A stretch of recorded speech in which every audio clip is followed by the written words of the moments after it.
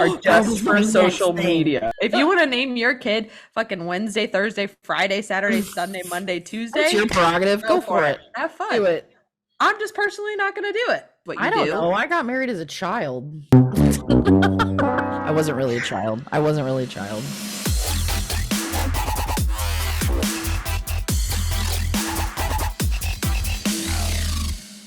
Hello and welcome to episode 19 of Fuck Your Podcast. I'm Emma Pardo.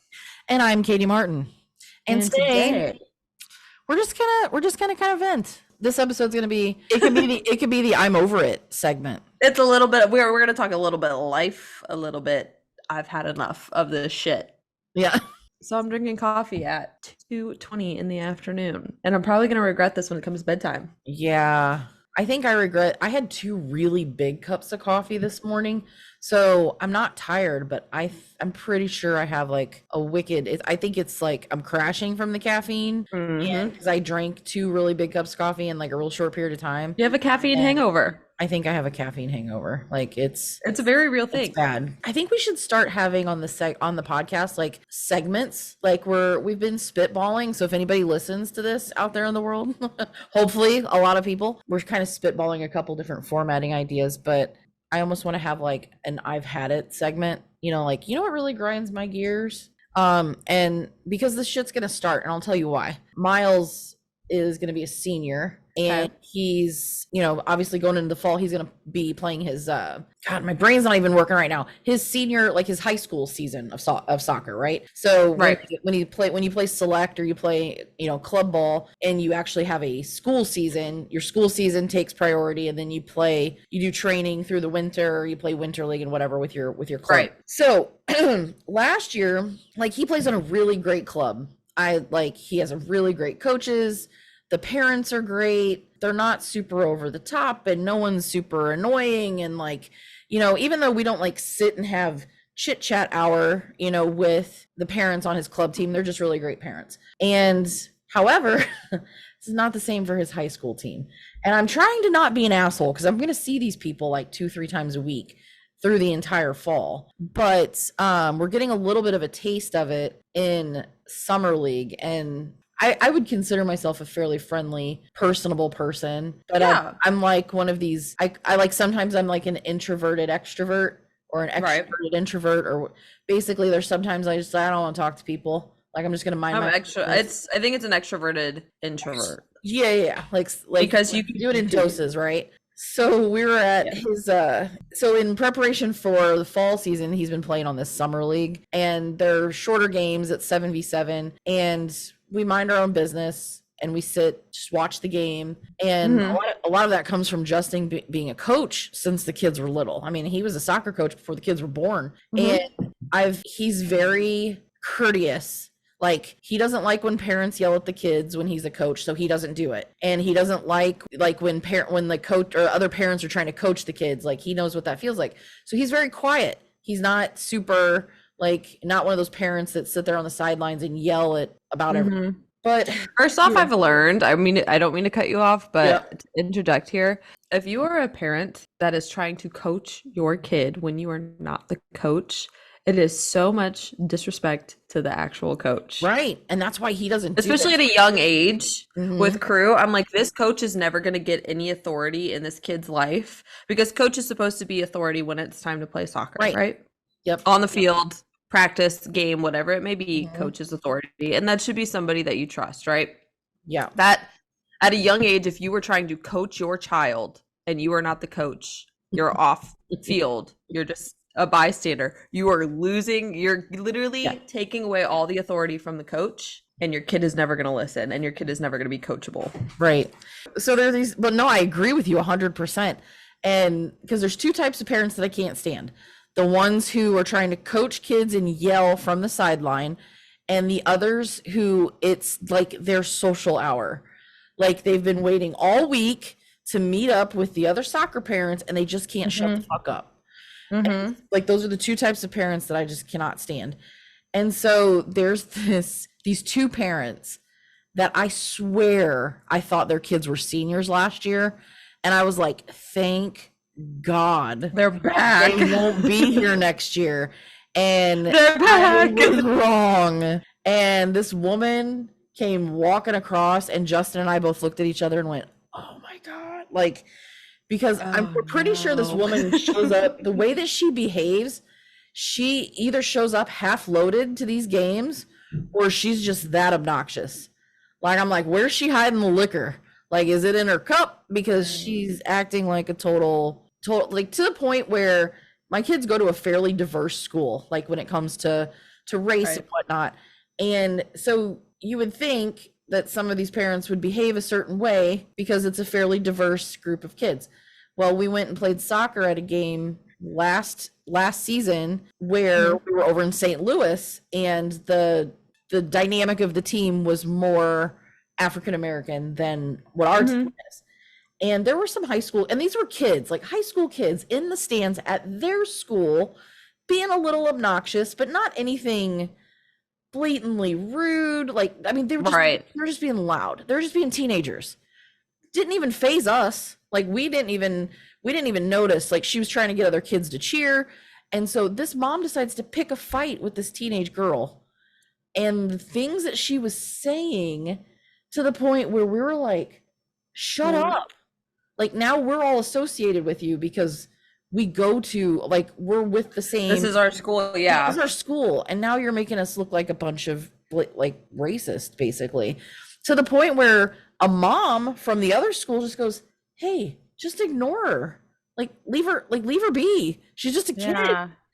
And so that's why I think the lady shows up like half drunk.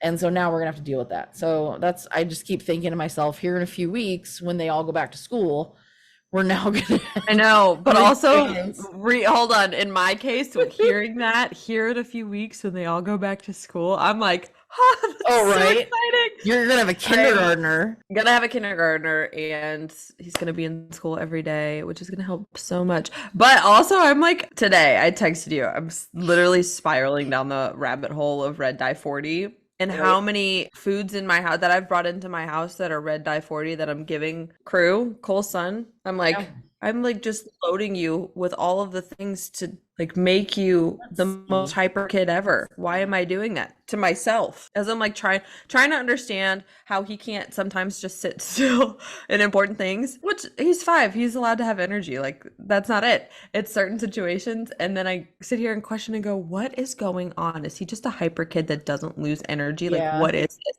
No, it's because we've been chalking him full of red dye 40. Right. You know what? It's funny because we have a client, one of our current clients, that they went through this when their son was younger, and they were testing it because, again, when your kids act a certain way, you don't immediately want to like put them on medication, but most parents look at other things first. And so they were very strict about it. And what's funny is, like, when you text me that earlier about red dye 40, I'm like, okay, no more Skittles. So the first thing off the top of your head is like candy, Skittles, candy, yeah. But I just it's literally like fruit snacks, hamburger helper, like stuff that crew actually Doritos, and we have Doritos in our house every week. Gatorade fruit punch, Gatorade drink, fruit snacks, you're Doritos, probably like his yogurts. I got him Bluey yogurts. Bluey is his favorite TV show. I got him Bluey yogurt because I'm like, yogurt, great for him. No, fucking dye 40. I'm like, are you kidding me? And then I'm looking at this cup that I have, which I should probably throw away.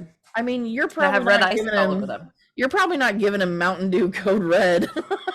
But like, no, like you think I gave him hold on. Speaking of soda, V8 I gave him a soda. Yeah, I gave him a soda on the 4th of July. That was probably a mistake. It was a mini can, so like the half can basically. Pepsi. I'm like, it's the 4th of July. It's like afternoon. He'll be fine. Oh my God. I don't know what I did to. I'm like, why am I doing this to myself? It's not the fact that I'm giving this to a kid. It's why did I do this to myself? How many grams of caffeine is in a Pepsi? I don't even know. In comparison to like an energy drink, they're saying like, oh, well, and have you been watching those TikToks about the Celsius energy drinks and how everybody, when those first came out, everybody was drinking them because they're like, oh, they're healthy, they're good for you. Oh my God, no. I knew there was something wrong with those a long time ago, and I do not drink them. And I really don't drink energy drinks. It's very rare. But if I do, 3.17 milligrams of caffeine per fluid ounce in a can of Pepsi. and that's what, 10 ounces? 12. 12 in a ounces can. in a can? Oh my God. The little cans, I don't know what they are. So what's crazy about the red dye stuff is you would assume like it's junk food, and a lot of it is. You know, it's like if you're giving your kids, you know, like the sugary cereals, right? Like Right. Fruit Loops, Fruity Pebbles, Lucky Charms, Captain Crunch. Like if it's super sugary and it has like the color red, like you would pretty much assume it probably Right. Red, has pink, red dye. orange. Yeah. Some of the yellows. Couple things I would not have guessed. So V8 Splash, which, you know, obviously it's marketed like it's a healthier juice drink because they put vegetable juice in there. Hamburger Helper. I had no idea. That's Crew's favorite. And I gave it to him last week. Catalina salad dressing. Really? Yeah. And Benadryl. Hopefully just Benadryl would like counteract the little bit of red dye that Right. you get pink. But I'm like, that's like an oxymoron. But do you know what Red Dye 40 is? Like It's children's Benadryl. Yeah. The liquid. Okay, now I'm looking at it right. NyQuil. Yeah. So I mean things like Twizzlers, yeah, I would guess that. Strawberry cake mix. Yeah, I would guess that. But Doritos, I wouldn't have guessed that. Twinkies. Twinkies keep popping up here. What the fuck? They're like yellow cake with cream filling. There's no what are you putting red dye in there for?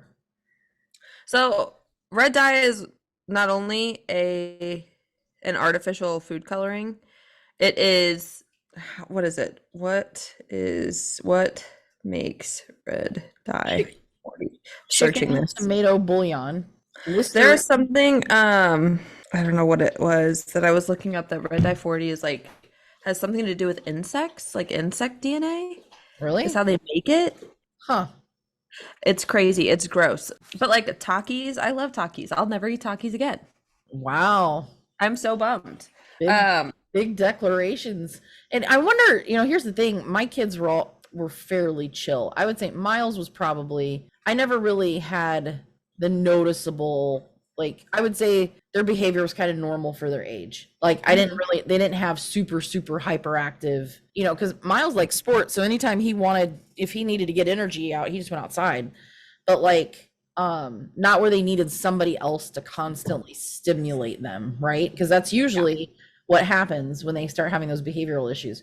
So I never really paid attention to it. I never did. And here's what's crazy though. Like I can remember he probably went through a little bit of a more of a hyperactive phase, you know, between the ages of like 7 and 9. Understandable. They're like in that phase. Yeah. But I mean, like he ate all this shit. Strawberry Pop-Tarts. I just noticed chicken tomato bouillon. I cook with that. Well, just like the stuff that we like give Crew for snacks, like fruit snacks and stuff like that. We think that isn't like, okay, that's not too horribly bad. It's a good enough snack. It's a small enough portion. It's all got that stuff in it. Yeah. And I'm like sitting here wondering why, like, we have a kid in sports and in soccer, he ran his heart out every game and would still be bouncing off the walls when the game was over. Yeah. And it's like, usually a kid would be pretty or wiped out for a little bit. Shit, Miles used to fall asleep in the car after a soccer game when he was that age. Right. So yeah, I mean, like Justin used to drink soda. The kids really never did. I mean, even now the kids, Miles will drink a root beer occasionally, but at home, I don't have it. Like I have Coke Zero out in the garage fridge, but him and Gabrielle both, they never really drink soda. He will drink juice if I have it in the house and Gatorade if I have it in the house. But like all this shit, I fed this to my kids, all of it. Toaster strudels, but I wouldn't have guessed like Doritos, like all the stuff you would expect to have red dye in it. That it does, you know. It does, yeah. Candy, you know, most of your candies, comparisons to like the same product. Here's the other thing that's fascinating. If you want to talk about food in the United States, food production, look up comparisons of like ketchup that's made by the same company, like Heinz ketchup. Okay. Like, look up Heinz ketchup in how they make it, the ingredient list, in the United States versus Heinz ketchup ingredient list from the UK. Like you do that and then do the same thing with like Doritos, just stuff that's like junk food, things that you're like, oh, this is probably not good for you. There's a reason that it's not good for you. It's because it's made here. Right. It's made cheaply for mass production. Like if you did ingredient comparisons to most of Europe for the same product, they make it differently, which is nuts. It's to keep you addicted. Which is so like, why are we not like the FDA? Do better. The government doesn't care. No, but it's like we want to sit here and say that, you know, the United States has an obesity problem, but let's only produce foods that are literally going to make the problem worse. There's no good way to put it. No, and let's make all the foods that are going to make this problem ridiculously fucking expensive. Mm-hmm. Yeah, that's a system problem. But like, why are we not looking and saying, you know, red dye 40 and I think it's red dye 3 are banned from most countries except the United States. Right. It's all about money. Who benefits the most? I mean, that's the whole thing. It's the system. You're not going to change. I mean, there has to be a drastic system, like change of government, right? For stuff like that to change. Like that, it's if you want to go down the political rabbit hole, it's lobbyists, it's the insurance companies, like padding the politicians' pockets to keep the system the way it is. Did you see Naomi's post today? With insurance companies? No, which on Facebook? Shout out Naomi, by the way. I don't know if she listens to our podcast, but shout out Naomi. This is speaking of we'll tag insurance in a post. She's talking about homeowners insurance. Right. She said, this is a quote from an actual homeowner requesting a free inspection. Right. My insurance company has informed me that since my roof is more than 15 years old, that they had canceled my policy. Hence, I guess I need a new roof. This is an actual homeowner requesting a free inspection. I am seeing it more and more. Insurance companies wanted to reduce their risk and push for new roofs. That is a lot of waste in the ground, especially when the roof still has life left. If your roof is not performing correctly, you know, then she tagged Georgia Roof Advisors. Shout out Georgia Roof Advisors and Naomi and James. But whatever it is, something in the roofing industry I've been seeing a trend in. Well, that's been around. So it started in the it didn't start in the St. Louis market, but we started noticing it in the St. Louis market probably in like 2013. So when you're in an area that gets hit by storms a lot, obviously the insurance companies have to pay out more money. So then they start looking at ways to reduce their liability to cover your home. And so us in the roofing industry, or coming, you know, been in the roofing industry, like really trying to educate homeowners on knowing what you're paying for with a homeowner's policy, because they don't understand sometimes what they're getting, because if you're financing a home, you know, the more expensive your premiums are, it increases your house. Right. If you're not financing a home, then you're focused on your premium and you're focused on keeping your deductible low. But what ends up happening is that if you want a low deductible and you want a low premium, you are hacking away coverages. And then what ends up happening is when something catastrophic happens, you don't realize what's not covered. And so Texas, well, kind of taking a step back before we get to the Texas issue, there are certain parts of the country that they will only insure the roof like ACV only, meaning actual cash value. So meaning they'll hold back depreciation. They'll say, well, your roof's 20 years old. We're depreciating it by this percentage. So this is all the money that you get, which means you can't put a new roof back on your house at full market price. So if a contractor like Georgia Roof Advisors comes out and says, hey, it's going to be $20,000 to put on your roof because this is what fair market pricing is as of right now. And they're like, oh, my insurance company gave me 11. Oh, sorry, you're out of pocket for the rest of it. Right. That's a huge expense. So AAA, whether or not we want to call out insurance companies, I don't know, but in the St. Louis market, AAA is a relatively popular carrier, and they were the first ones that we noticed as a roofing company starting to do that, meaning your roof is now getting to a certain age. We're going to drop you if you don't replace it, or your roof just goes to actual cash value. So if a tornado comes through and rips your roof off, we're only paying you the actual cash value. And they started doing that for things like hailstorms, like things that are more frequent, meaning not an act of God that will destroy your home, but a significant damage it enough. Yeah, significant enough storm like hail or really, really strong windstorm that could cause your roof to leak, and that's why it's covered. So that's not like, maybe that's something that's newer in the Atlanta market where they are, but it's certain carriers doing that. And they were getting to a point now in Texas, they were trying to pass, if I can remember this right, if any of you guys are Texas roofers, I'm gonna quote this wrong, but it was the surface area coverage exclusion that insurance carriers were starting to put in place, meaning they were only going to insure your roof up on ACV only, meaning same thing, meaning we're going to depreciate your roof. You get what you get. You don't throw a fit. However, the cash value, we're going to now pay you in installments. So you're still coming out of, so even if they say we're only going to give you that $11,000 for your roof, they were breaking that $11,000 up over time, like making payments to the homeowner. So the homeowner, like, it almost, I don't really know what the purpose was. Like, a lot of time, holding back depreciation was to ensure the homeowner actually used the insurance money to get the roof replaced. So like, I can see the purpose there.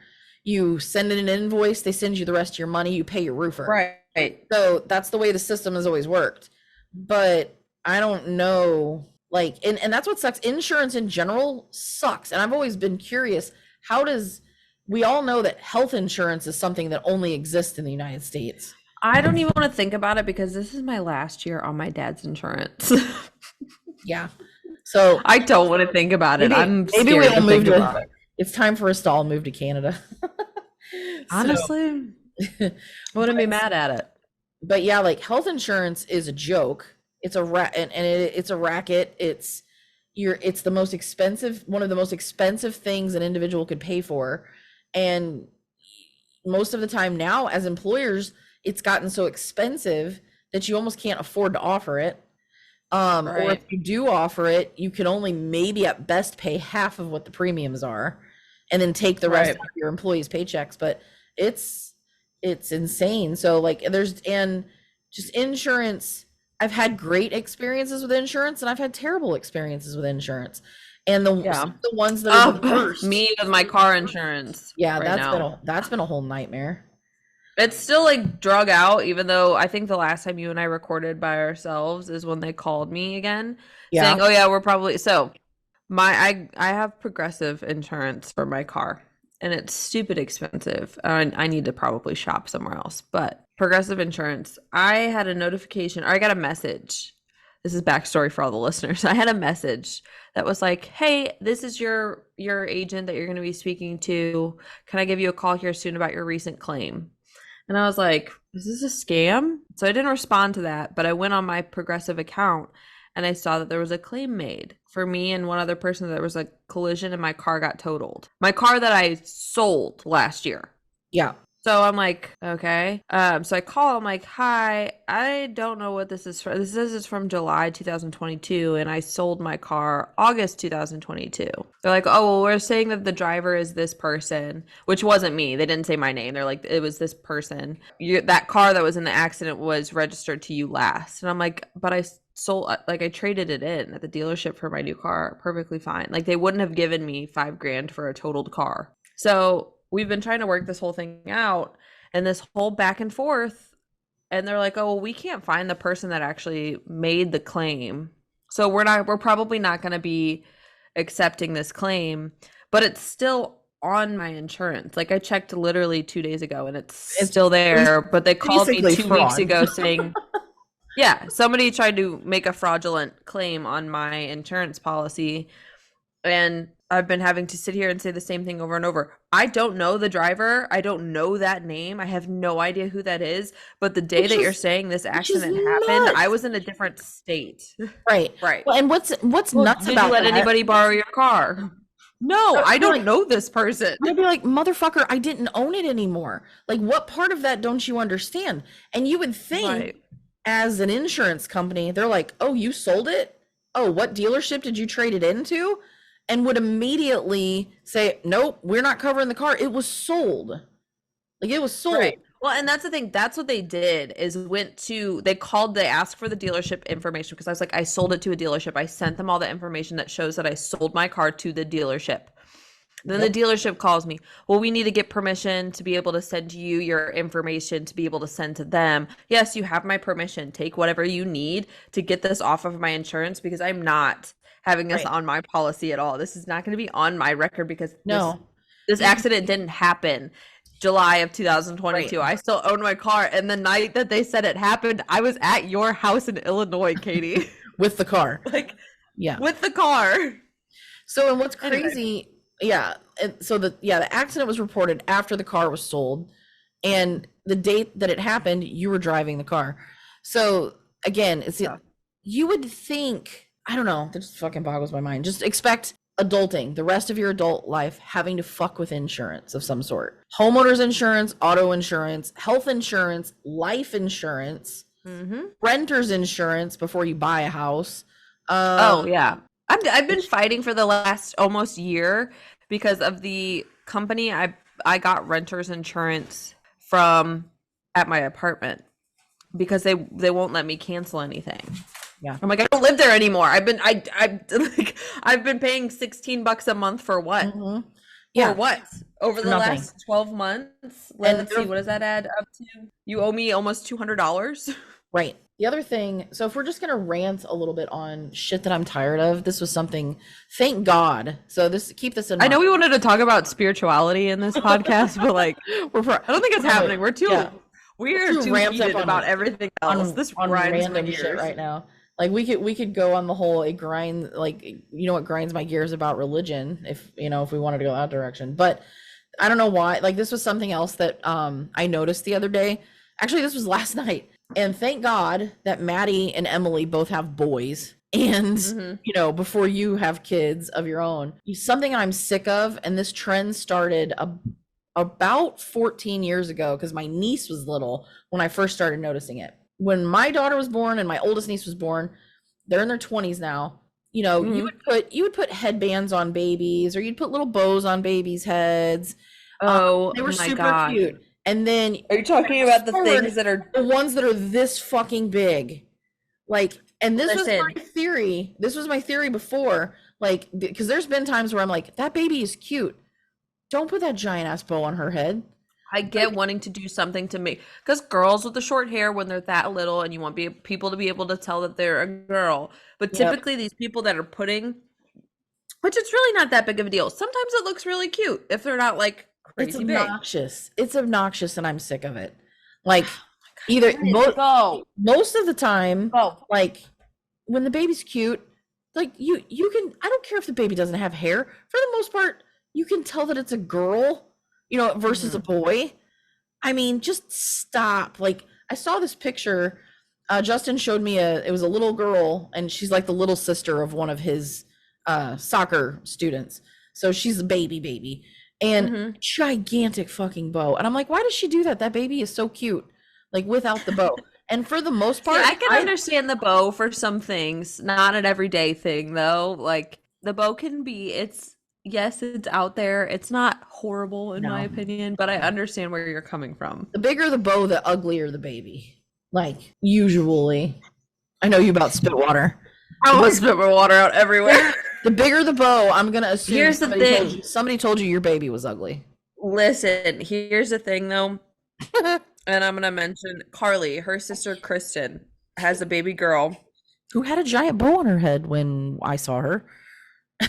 Or was it? Yes, she has a giant bow on her head, but she is the most beautiful baby. Like, that's the exception. Like, you have credit to be able to put a bow on your head, on your child's head, because your baby's like the most. And I want to show you. Can we be reasonable about it? Like, can we be reasonable about it? Does the bow have to be as big as the baby's fucking head? Why? Why would you do that? I'm just gonna say, like. Well, no, I know what else grinds your gears about babies these days are people doing ridiculous names for their babies. Oh yeah, that really, like 2023 especially. I feel like baby names are getting ridiculous. There's especially with like influencers. So there's a couple You're putting families that you're putting extra letters in the names that don't need to be there. right. No. And there's it's one thing if it's like very simple letters, you just switch a few things around. Like for Crew's name, like you that could be C-R-E-W. That's fairly reasonable. That's personally fine. I've seen another kid named Crew spelled the same way. And that's the test. If you're trying to be so damn unique that it's like, I don't want to spell my kid's name any way that it's spelled, like your kid's never going to be able to have like a custom pencil, or I don't know. I don't want to go. I'm going to offend people if we go down the baby name route. Well, here's the thing. Do you know who the LeBrant family is on YouTube? YouTube family, super religious people, and they have Everly. Everly is their oldest. It's Everleigh, Everly, and I've seen that one a couple times. So I'm like, okay, I've seen that. The next one is Posey, Posie. I know. And then family. Their son Zealand, and then their other daughter Sunday. Oh, stop! How do they spell Sunday? Like the day of the week. Oh, they do spell like the day of the week? Yeah. It's not spelled like an ice cream stuff, like Sundae or anything dumb like that. No, it's like the day of the week. But then there's another family that I watch, and I was just watching them earlier. They just had a baby girl, and her name's Magnolia. Magnolia? I think people have probably named. But I think they call her Maggie, which is fine. I can understand that. But cute. Sunday, I'm talking like I would never name my kid a day of the week. I'm sorry. I'm sorry if there's somebody out there that would name their kid a day of the week, but. Yeah, typically the ones that think that they're like here's the deal though. It's a great thing to be a parent. It is. Yeah. Would I start over? No. But I knew I wanted kids, and being a parent would, like, for me, it was a great thing. So, but you're not special. Like, if you reproduce, you're not special. Like, you know, if you're celebrating because maybe you had a challenging road to conceiving or whatever, that's different. But we were expected to procreate, so having a baby, you're not this is what we were meant to do, and you're not the first fucking person to do it. You're not. Okay, another thing. You're not the first person to have a baby. That really grinds my gears. We can probably baby. I know we're kind of on this. We're on this whole baby kick right now, but over the top gender reveals are just for social media. They are just for social media. I don't care if you have a gender reveal. That's fine. It's cute. Whatever. If it's a surprise to you and that's how you want to find out. You want to find out with all the close people in your life. Fantastic. Have fun by all means. Just because I don't like it doesn't mean I'm shaming you for liking it. I'm just not going to do it when I am ready to have kids. I'm going to do. No. There was somebody that I know that was like, oh, they're doing a reverse gender reveal where the parents of the baby are finding out the gender and they're just going to tell everybody. I'm like, so a gender reveal. Like, that's what you guys, I'm like, isn't that what they did back in the day? Like, you just found out what you were having and then you told people when they asked you what you were having. Like, it doesn't have to be this big, like, colored fireworks and smoke and confetti cannons and like, blah, blah, blah. No, it just pyrotechnics. It literally is. Everybody does something like that.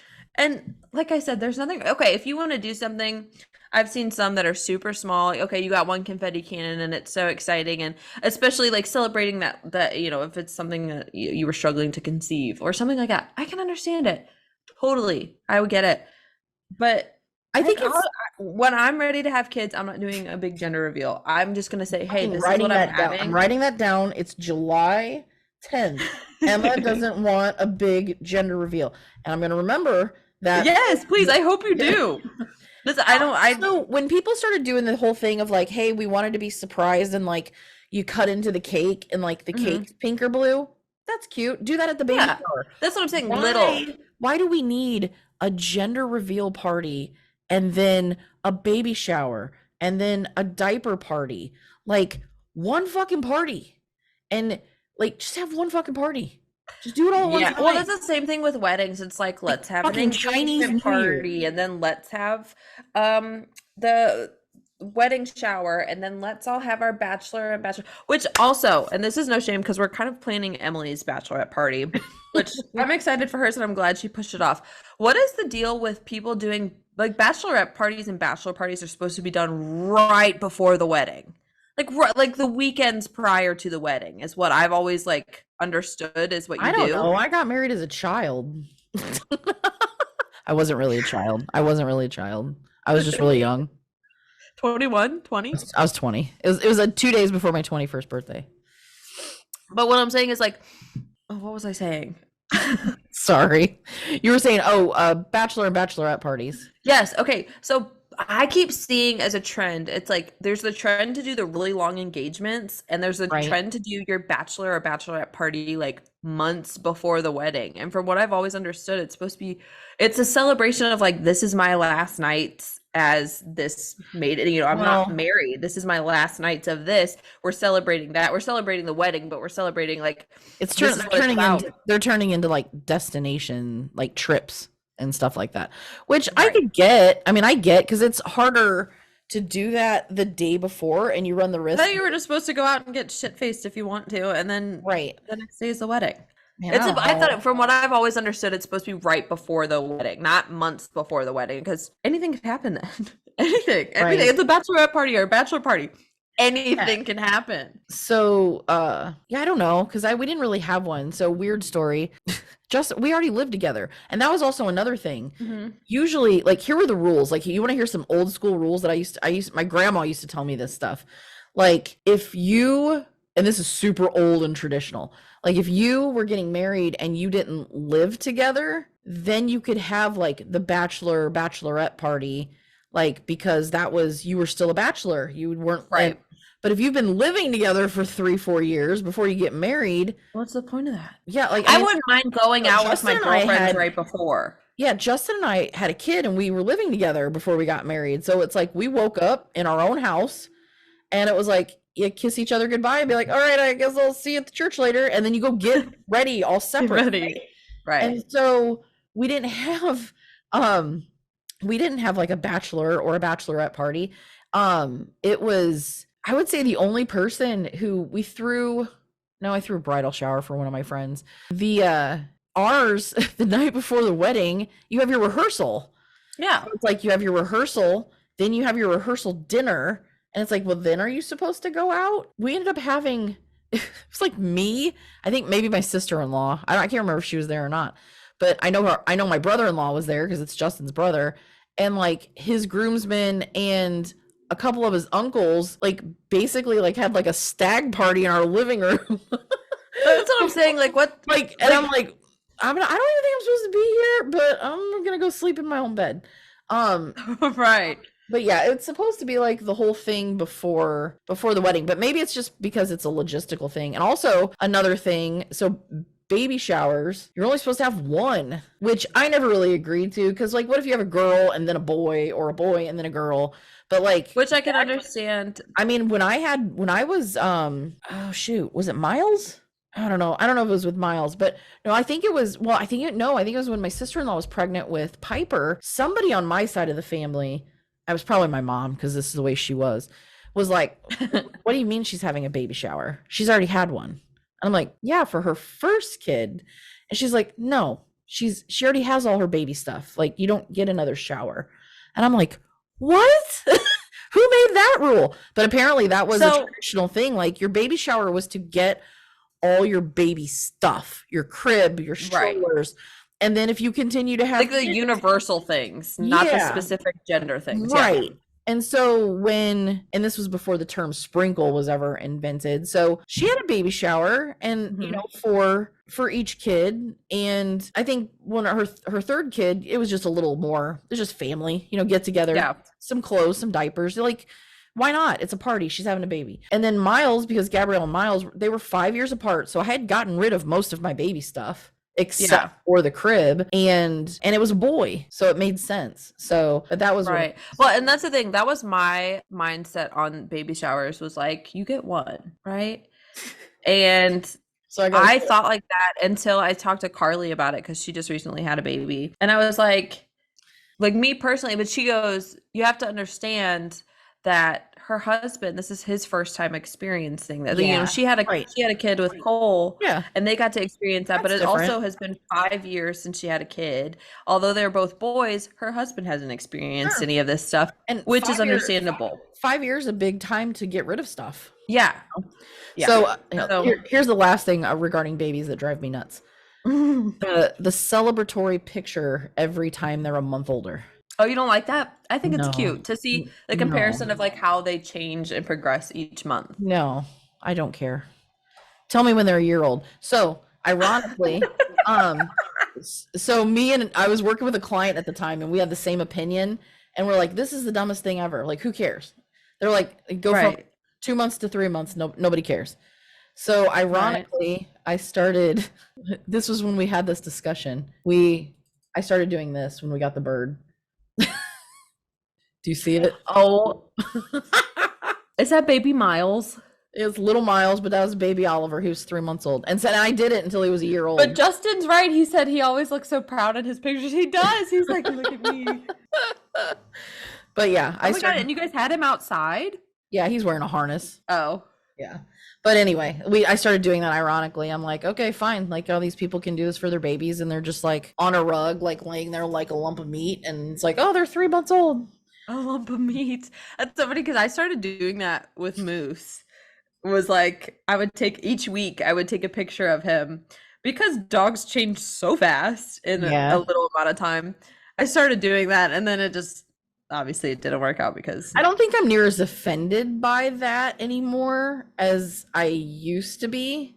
However, what year that was, 2017, like that was that was in my like in the epitome of God, this is stupid. This is just another dumb thing to post on social media. But the gender reveals, I'm just like, stop it. Just stop. I can get like the little things, one like party, one doing party. like Just a do one confetti big cannon party. or doing like a piece of cake, like you said, something like small and not like in your face. But all these people are like influencers, especially, and this is what I mean by this. Like they do literally like fireworks and this whole show going, I'm having this, and it's like Neat. okay, Right? well, we knew it was gonna be one or the other. Like okay, Exactly. it's a 50-50 shot. Yeah, that's the one that one still bugs me. And I don't know if it didn't Emily, I don't think Emily had like everything seemed really smooth with her family, but No, Emily found out the gender of her baby, and her and no, Christian no, but like I was thinking more of like the baby shower stuff. Like, oh yeah, she had a big like co-ed, and I think you should just be a family party. Like, yeah, as opposed to just women, because that Justin went to the baby shower when I was pregnant with Gabrielle, and I like all I kept hearing about how weird that was. I'm like, it's his kid. right. Well, that's what I don't understand. He should be there to open the presents. When did that just become a women's thing to no, do? And I guess that would stem from was. I mean, it always was like a women's thing to do. Yeah, but it's like I feel like Cole says he likes. I don't even think men gave a shit until the 90s. Probably not. Probably not. But that's what Carly and Emily both did co-ed showers this year because their babies were a month apart. And I went to Carly's because I was here. I didn't fly in for Emily's, but it's fun. It's just a party. Everybody gets together. It's just a party. So like do it all together. So instead of, it used to be you're going to do a baby shower over here, and again with the dumb baby shower games, they're dumb. But what is it also too? I get it's called a bridal shower, but like, why can't the groom be invited? Well, because it's their wedding. Well, because it used to be that there wasn't such a thing as a bachelorette party. It was bridal shower, and then he gets a bachelor party. But that standard? Yeah, that changed a long time Another ago. thing, this is gonna speaking of this realm, I know you've got to go soon. This realm is the bachelorette parties that are so themed. Like, I've seen some, let's put on funky wigs and stupid dresses and let's go get wasted. Like, what is that? Let's wear matching shirts. Or the ones that I feel like every girl has a bachelorette party in Tennessee. Right, in Nashville. Mm-hmm. And here's the thing, since I moved away, I don't know, I've never really been about like, oh, look at me, this is all just for me. Like, when it comes my time for all of that, like, I honestly don't expect a bridal shower or bachelorette party or baby shower, like I don't expect any of that because I moved away from like all my family. Yeah. You know, like I moved here. I don't expect all of this special treatment and like expect anybody to go above and beyond and make all these accommodations when I'm the one that moved. You know? Like if my mom or I think it's hard though. Like, what do you buy somebody for a bridal shower that already has a house?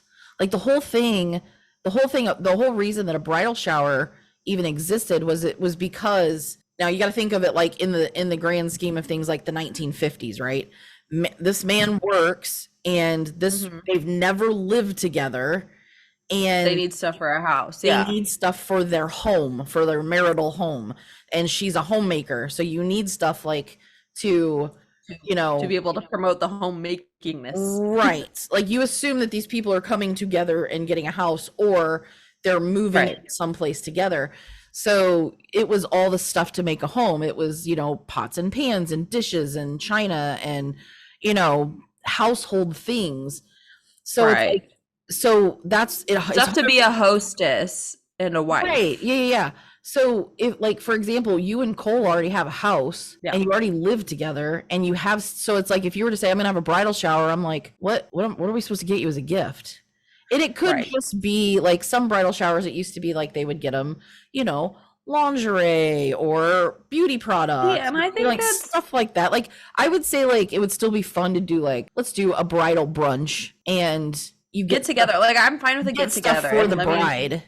Like I think that's probably what it's evolved to, because I fucking hate bridal showers. If somebody wants to pay for a maid for me, that's what I would take for a bridal gift. Because I'm like, I don't want to fucking clean the house. No, bridal, but also at the same time, I think another thing that drive me nuts. Like lingerie is so overrated. I think like that's too much work. And that's way too, even for the special times. That's too much work. It's not like you're keeping it on very long. Right. It's really not like that's the part of the lingerie is the part that's turning the man on. Dude, like I can't even think of the last friend of mine that's gotten married besides David. And when you're a friend of the groom, it's like, I made your wedding cake. And honestly, there's some scotch glasses. Right. But I mean, I've not been to a bridal shower in probably, since my brother got married, like his first marriage, I ended up having to host that bridal shower. And I'm like, why am I doing this? So it's a lot of work. It was a lot of work. I cooked all the food, had to plan. But also at the same time, if somebody wants to plan something for me, they will. I'm not going to go and stress myself out going, okay, this is where I want my bachelorette party and this is what I want for my bridal shower. If you want to throw it for, like, I feel like that's a thing it's supposed to be somebody throwing a party for you. For you. Yes, it's not supposed to be. And I feel like that's also been a new norm, is that the bride is planning her own bachelorette. Yeah. No, if somebody wants to throw something for me, cool. Tell me when and where to be. But I'm not going to go out of my way going, this is what I want. This. No. If you're going to throw a bachelorette party for me, if you're going to throw a bridal shower, if you're going to throw a baby shower, if you're going to throw any get together, I don't want to play in any part of it. Yeah. I'll be there. And I'll be so happy and be grateful, but I don't want to be like, I don't want to be a part of the planning process. Right. Unless those things are supposed to be surprises. Honestly. Yeah, they're kind of supposed to be surprises. It's like throwing a birthday party for your kid. Your kid's not, other than saying, hey, like, who do you want? It's not like you're clearing everything for your kid. Right. Anywho. You know what? I think that felt good. Like sometimes you just have to vent. That felt really good to just rant and get it out. And if you felt offended by this, I'm sorry. It's not a personal thing. It's just something that I wouldn't personally do. It's and that's okay. And it's okay that you want to personally do. If you want to name your kid fucking Wednesday, Thursday, Friday, Saturday, Sunday, Monday, Tuesday, it's your prerogative. Go for it. Have fun. Do it. I'm just personally not going to do it. I'm just going to laugh at you behind the scenes. No, I'm not really. We're going to talk about you indirectly on this podcast. Yeah, this was just, and it all sparked from things that we've ran across on social media in the last couple days, or in person. Right.